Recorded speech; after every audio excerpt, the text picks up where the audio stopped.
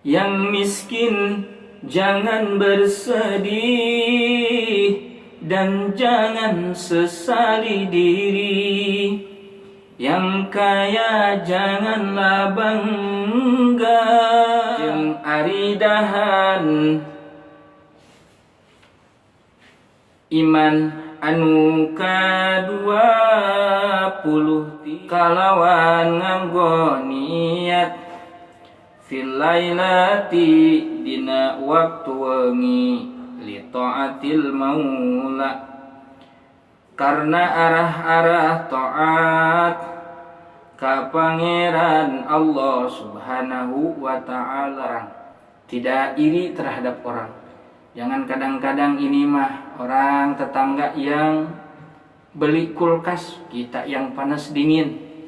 Tetangga beli beli magicom baru, kita yang kepanasan.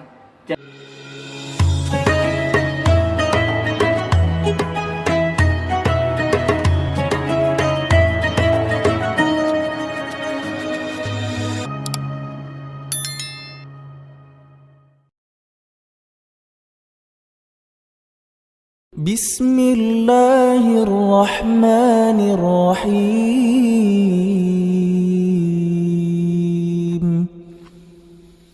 Assalamualaikum warahmatullahi wabarakatuh. Bismillahirrahmanirrahim. Alhamdulillahirabbil alamin. Wabihi nasta'inu ala umuri dunya waddin. Wassalatu wassalamu ala asyrafil anbiya'i wal mursalin Sayyidina Muhammadin wa ala alihi wa sahbihi ajma'in. Amma ba'du.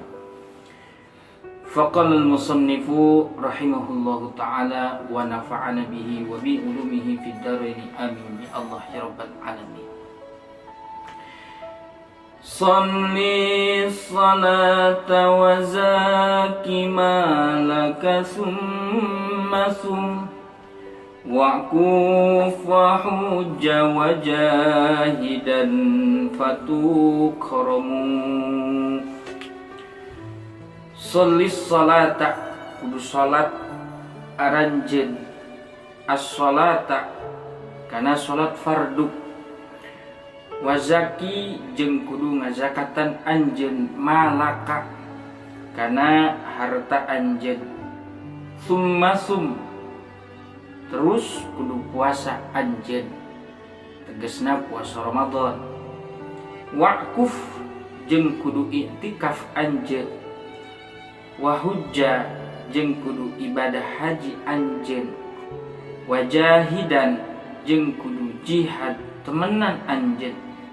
Fatukromu tah pasti dimuliakeun anjeun.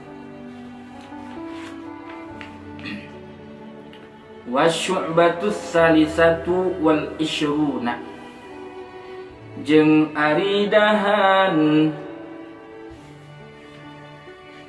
iman anu kadua puluh tilu as-salisatu wal isyruna tadi tanya saumu ramadana eta kudu puasa Ramadan bi ayat suruka gambaran yen ninggalkeun si jalma sairul muftirati kana sakira-kirana pirang-pirang anu ngabatalkeun puasa fi ayamihi dina pirang-pirang poenan Ramadan biniyatin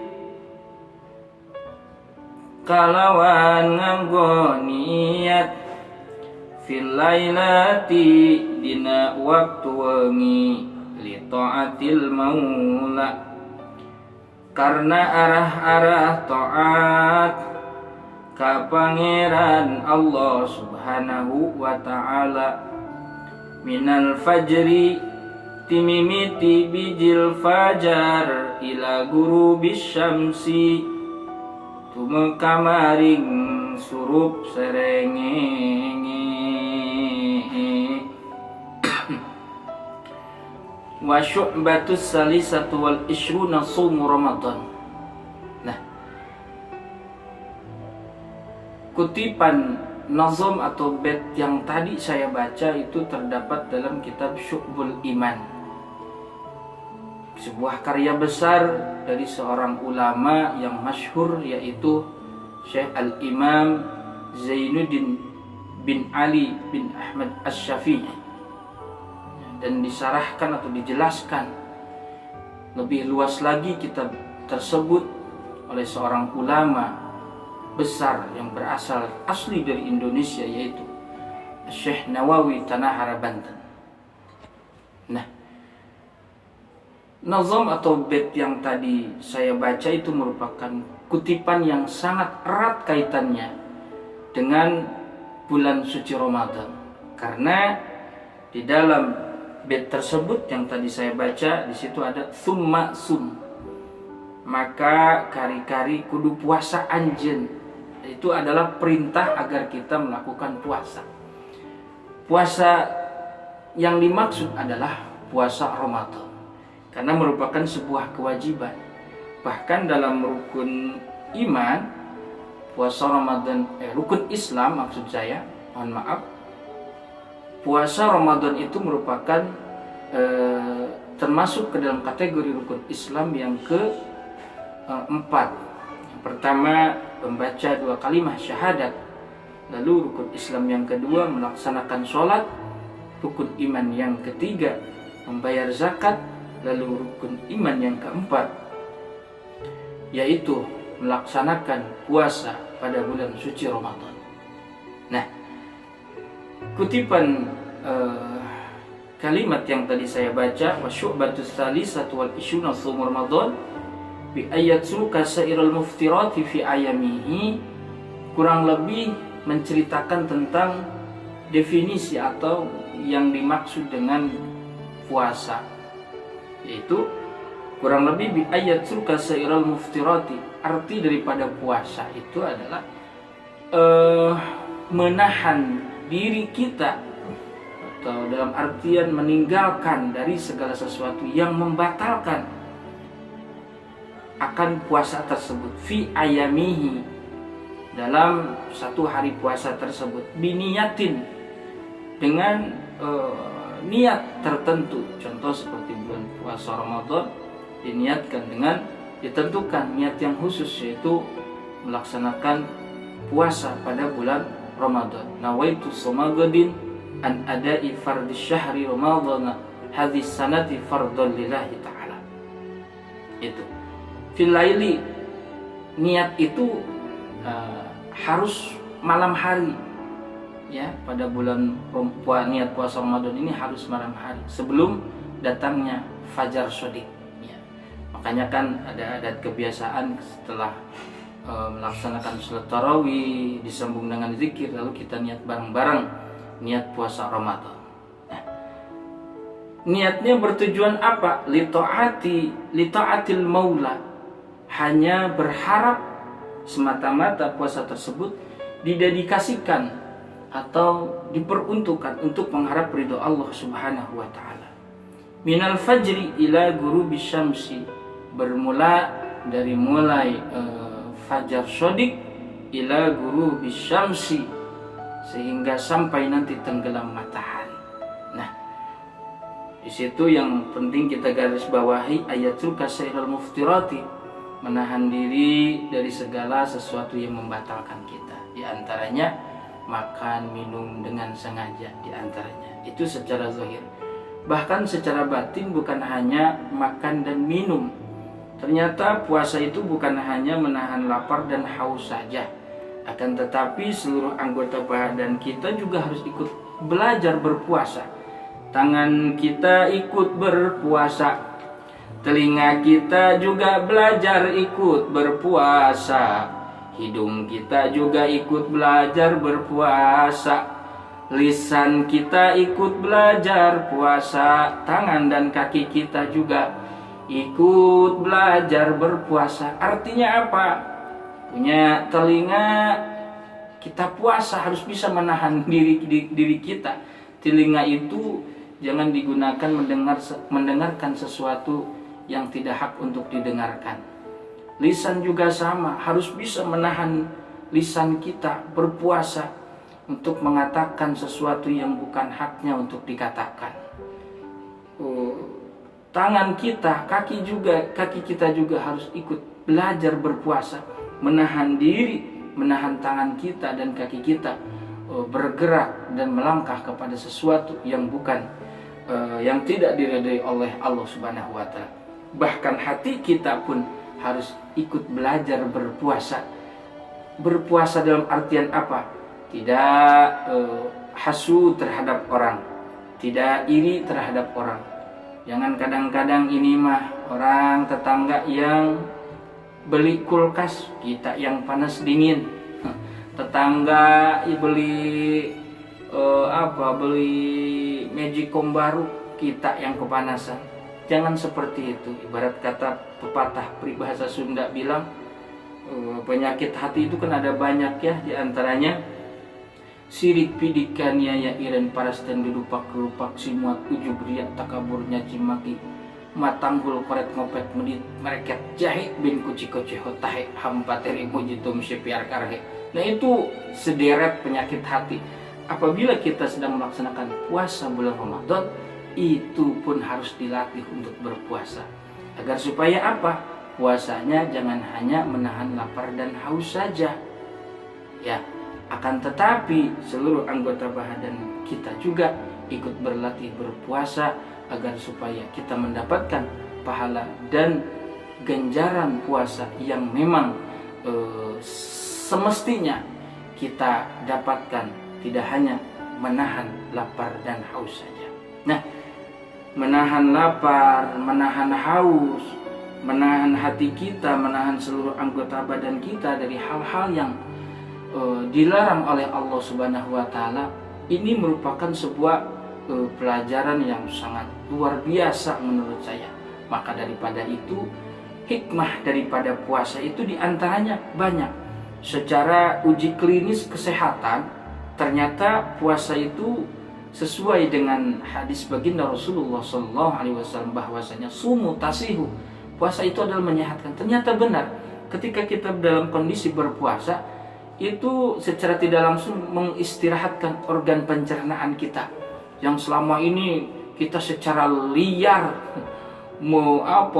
menyiksa organ pencernaan kita dengan segala sesuatu, makanan yang kita umbar, makanan yang kita makan, apapun yang kita suka kita masukkan ke dalam pencernaan kita, sehingga pencernaan kita mungkin berasa lelah atau apa. Nah, dalam puasa ini secara tidak langsung mengondisikan organ pencernaan itu berada dalam keadaan istirahat. Jadi istirahat sejenak agar supaya tidak lelah pencernaan tersebut.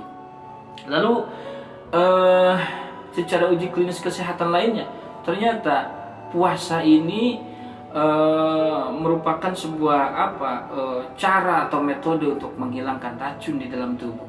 Makanya kalau ada seseorang yang mau dioperasi di rumah sakit, pasti harus disuruh puasa dulu. Benar apa tidak? Pasti. Itu akur lah jawabannya ya. Pasti disuruh puasa dulu. Itu diantaranya untuk menghilangkan racun yang ada dalam tubuh. Itu secara uji klinis kesehatan. Bahkan secara syariat agama Islam, puasa itu karena tadi di situ ada menahan diri dari hal-hal yang membatalkan puasa, dari makan dan minum, terus menjaga menahan diri kita, menahan hawa nafsu kita agar bisa dikendalikan dari sesuatu hal-hal yang tidak diridhoi oleh Allah Subhanahu wa taala. Berarti di situ ada sebuah hikmah yang terselip dalam puasa tersebut, merupakan hikmah yang positif, di antaranya yaitu melatih kesabaran dan mengendalikan hawa nafsu kita. Nah, berusaha bersabar mulai dari terbit fajar, subuh, pagi, siang sampai nanti terbenam matahari.